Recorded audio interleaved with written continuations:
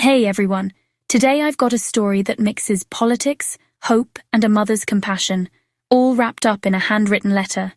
So let's talk about Melania Trump, Vladimir Putin, and a quiet appeal for peace that just might surprise you.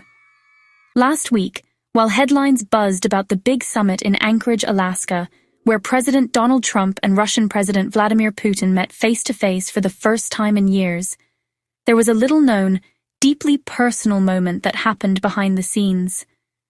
Melania Trump, the former First Lady, wasn't at the summit. Instead, she sent her words. She wrote a personal letter to President Putin, not about trade, not about politics, but about peace, and even more specifically, about the suffering of children caught in war. And get this, President Trump hand-delivered Melania's letter to Putin right there at the summit. Imagine two world leaders and a handwritten note, delivered like a message in a bottle. So what did Melania say? Her letter was a humanitarian appeal. She focused on the innocent children affected by conflict, urging Putin to remember the innocence which stands above geography, government, and ideology. She asked him to consider, just for a moment, the laughter and lightness that war steals from kids all over the world. In her words, Putin could single-handedly restore the melodic laughter of children, and that he was fit to implement this vision with a stroke of a pen today. It is time.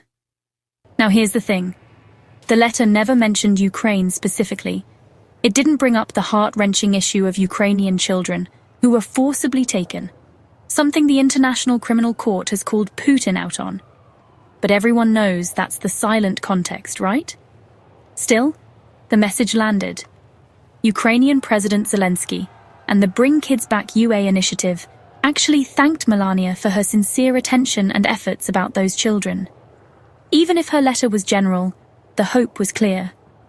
Meanwhile, the Trump administration says that the fate of more than 20,000 Ukrainian children is a top priority, and Congress is pushing for their return before any peace deal gets signed.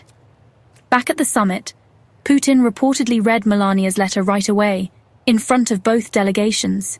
It's rare to see something so personal dropped into the middle of high-stakes diplomacy. Will it change anything? Hard to say. But sometimes, it's the unexpected gestures, the handwritten notes, the appeals to our shared humanity, that can make a leader pause and think.